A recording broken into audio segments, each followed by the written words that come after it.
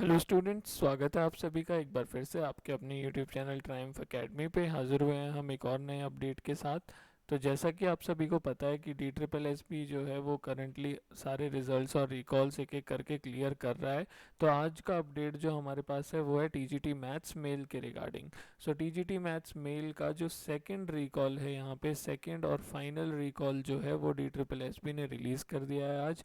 तो हम देखेंगे कि क्या क्या रीजंस वहाँ पे मेंशन किए गए हैं, किस टाइम पीरियड में आप अपने ई डॉसियर में चेंजेस कर सकते हैं और कैसे आपको ये सब अपनी डेफिशिएंसीज देखनी है।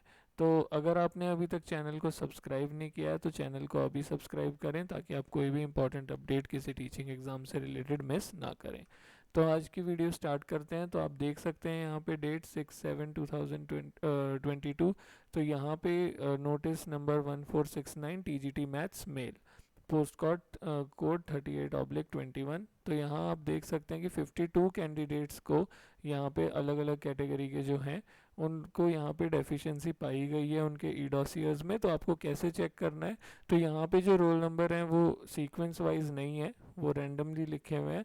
तो आपको टोटल ये जो 52 कैंडिडेट्स के रोल नंबर्स यहाँ हैं, आपको पूरे 52 सीरियल नंबर्स में अपना रोल नंबर चेक करना है।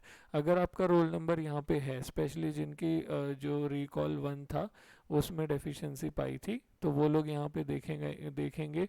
तो अगर आपका रोल नंबर यहाँ पे है तो साइड में रिमार्क भी लिखा होगा। तो रिमार्क में जो जो यहाँ पे इन्होंने दिया हुआ है आपको कि ये चीज़ें आपकी गायब हैं, तो आपको वो चीज़ें वहाँ पे अपलोड करनी है। और अगर आपने कुछ गलत अपलोड कर दिया है तो वो भी यहाँ पे आपको बता दिया गया है कि आपके सर्टिफिकेट वैलिड हैं नहीं हैं। जो भी डेफिशिएंसी यहाँ पे आपके ई डॉसियर में मिलती है वो उसका रिमार्क आपको यहाँ काफ़ी डिटेल में एक्सप्लेन मिल जाएगा, तो आपको उसे ठीक करना है। ठीक है, तो यहाँ पे 52 कैंडिडेट्स हैं हमारे पास, तो आप ये चेक कर लेंगे और चेक करने के बाद अभी आगे हम देखेंगे कि किस पीरियड में वापस से ई डॉसियर का लिंक खोला जाएगा और कैसे आप उसे ठीक कर सकते हैं।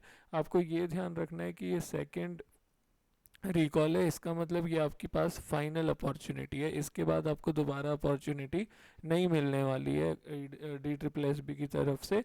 अगर उसके बाद भी आपके डॉक्यूमेंट्स में डेफिशिएंसी मिलती है तो आप सीधा रिजेक्शन लिस्ट में आएंगे। तो रिजेक्शन से बचने के लिए बेटर रहेगा कि आप अभी ही अपने डॉक्यूमेंट्स में जो भी प्रॉब्लम है उसे टाइमली एकदम ठीक करके वापस अपलोड कर दें। तो रीजंस वही हैं मोस्टली जो पहले भी रिकॉल 1 में थे, कुछ एक दो चेंजेस नए देखने को मिले हैं बस। So candidate is directed to upload documents required valid CTET certificate चाहिए जो कट ऑफ डेट से पहले का हो। कट ऑफ डेट यहाँ पे होती है जो लास्ट डेट आपकी फॉर्म फिलिंग की थी, तो उससे पहले का आपको ये चाहिए, सीटेड सर्टिफिकेट चाहिए। इसके अलावा मैथ्स अगर आपने किया है तो एटलीस्ट 45% मार्क्स एग्रीगेट के साथ आपकी मार्कशीट अपलोड होगी ग्रेजुएशन की, सेमेस्टर वाइज या ईयर वाइज, जिसमें ये दिखे कि आपने maths as an elective subject पढ़ा है कम से कम 2 साल के लिए। ठीक है, candidate is directed to upload the document valid certificate कि उसको नॉलेज ऑफ हिंदी है। तो अगर आपकी 10th क्लास की मार्कशीट में हिंदी है तो आपको कोई प्रॉब्लम नहीं थी, बट जिनकी 10th की मार्कशीट में हिंदी एज अ सब्जेक्ट नहीं था तो उन लोगों को यहाँ 8th की मार्कशीट अपलोड करने के लिए बोली गई थी। तो यहाँ आप 8th की अपनी मार्कशीट अपलोड करेंगे जहाँ पे आपको दिखाना होगा कि हिंदी एज अ सब्जेक्ट आपके पास था। So sir candidate is directed to upload as per the valid CTET certificate valid GCT certificate showing him working as if the candidate is working already working और उन्होंने एज रिलैक्सेशन के लिए claim किया है तो उसके लिए उन्हें अपना एक वैलिड जीसीटी सर्टिफिकेट दिखाना पड़ेगा। अगर आप किसी भी क्राइटेरिया से रिलैक्सेशंस लेने की कोशिश करते हैं, चाहे वो आपके रिजर्वेशन कट ऑफ के लिए हो या एज रिलैक्सेशन हो या कुछ भी हो, जो भी रिलैक्सेशन आप ले रहे हो, तो उसके लिए आपके जो भी सर्टिफिकेट्स होते हैं जैसे EWS certificate, SC certificate, ST certificate, OBC certificate, तो जो भी सर्टिफिकेट्स हैं वो वैलिड होने चाहिए और वो आपको अपलोड यहाँ पे फॉर प्रूफ करना है, तभी आपको कोई भी रिलैक्सेशन मिलेगा। ठीक है, so valid CTET certificate issued before cut off, marksheet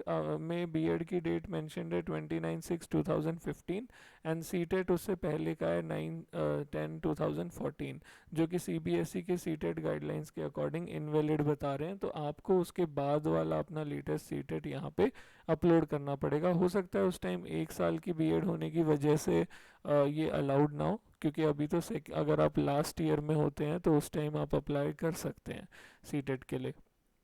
पर यहाँ पे ये जो सीटेट है वो मान्य नहीं है, तो आपको इसके बाद का अपना कोई रीसेंट सीटेट सर्टिफिकेट यहाँ अपलोड करना पड़ेगा। Candidate is directed to upload the deficient document which is copy of admit card having signature of invigilator. So अगर आपने बिना इन्विजिलेटर के सिग्नेचर का एडमिट कार्ड डाला है तो उसे DSSS भी काउंट नहीं करती है, क्योंकि एडमिट कार्ड होना चाहिए जिसके ऊपर आपका थंब प्रिंट और आपके इन्विजिलेटर का साइन और आपका साइन, वो सब ओरिजिनल कॉपी जो होती है वो होनी चाहिए। पर अगर आप किसी रीज़न से अपने इन्विजिलेटर के साइन कराना भूल गए हैं तो आपको यहाँ पे लॉस्ट की FIR डलवा के और वो उसके साथ लगानी थी, ताकि ये हो सके कि हाँ आपका एडमिट कार्ड खो गया है और ये आपका दूसरा एडमिट कार्ड है जो आप वहाँ पे एज अ प्रूफ सबमिट कर रहे हैं। सो मार्कशीट ऑफ ग्रेजुएशन जिसमें maths as an elective subject हो कम से कम 2 इयर्स के लिए विद 45% मार्क्स और एक valid CTET certificate before cut off date.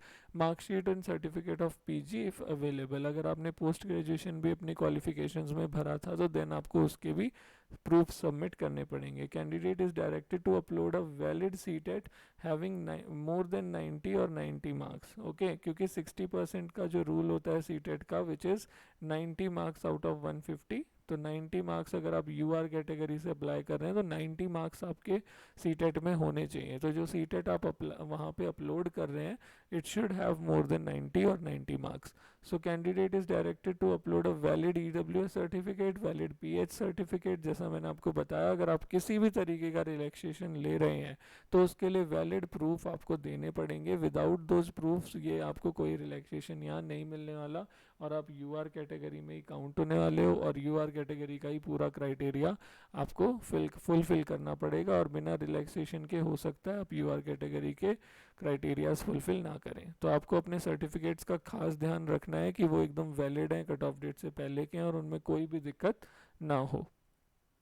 तो इस टोटल 52 कैंडिडेट्स हमारे पास हैं जिनके ये डेफिशिएंट पाए गए हैं डॉक्यूमेंट्स। तो उनको 8 जुलाई से लेके 12 जुलाई यानी 4 डेज़ का टाइम यहाँ पे दिया गया है। जैसा कि मैंने आपको पहले भी अपने रिकॉल नोटिसेस में बताया कि अब जो सेकंड रिकॉल है उसमें आपको 10 दिन का टाइम नहीं मिल रहा है, उसमें आपको सिर्फ 4 दिन का टाइम मिल रहा है। तो इसीलिए आपको पहले से ही प्रिपेयर्ड रहने के लिए बोला था बाकी रिकॉल नोटिसेस देख के, कि अगर आपको कोई चांस लगता है कि ये डेफिशिएंसी आपके डॉक्यूमेंट्स में भी मिल सकती है तो पहले ही आप उसे ठीक करा लें, ताकि जब लास्ट में ये 4 दिन आपको मिले तो आपको सिर्फ डॉक्यूमेंट अपलोड करने हो, ना कि उन डॉक्यूमेंट्स के करेक्शंस के लिए इधर से उधर भागना पड़े। ठीक है, और यहाँ पे बोला है कि mere asking the candidates for uploading the deficient documents is in the e dossier module do not confer any right of selection. ठीक है, कि अगर ये डॉक्यूमेंट सबमिट करने के लिए आपको इसलिए बोला जा रहा है क्योंकि आप जो क्राइटेरिया है क्वालिफाई करने का वही फुलफिल नहीं कर पा रहे हो। ऐसा नहीं है कि अगर आपने अपने डॉक्यूमेंट सही करके डाल दिए तो आपको 100% जॉब मिलेगी ही मिलेगी, नहीं। उसके बाद जो आपका प्रोसेस है मेरिट वाला, उसमें आपको इंक्लूड किया जाएगा क्योंकि आपकी बाकी चीज़ें पूरी हैं, अदरवाइज़ आपको वहाँ इंक्लूड भी नहीं किया जाएगा। फिर जो फाइनल मेरिट लगेगी कट ऑफ में इंक्रीज़ होगा और जो भी चीज़ें होंगी, अगर आप फाइनल कट ऑफ क्लियर कर पाते हैं तो ही आपका सिलेक्शन यहाँ पे होगा। तो आज की वीडियो में इतना ही फ्रेंड्स, मिलते हैं अपनी नेक्स्ट वीडियो में नेक्स्ट अपडेट के साथ। अगर आपको हमारी वीडियोस पसंद आती हैं तो वीडियोस को लाइक और शेयर ज़रूर करें और साथ ही साथ चैनल को सब्सक्राइब करें। आपका एक सब्सक्रिप्शन भी हमें मोटिवेट करता है कि हम इसी तरीके से आपके लिए और वीडियोस लाते रहें।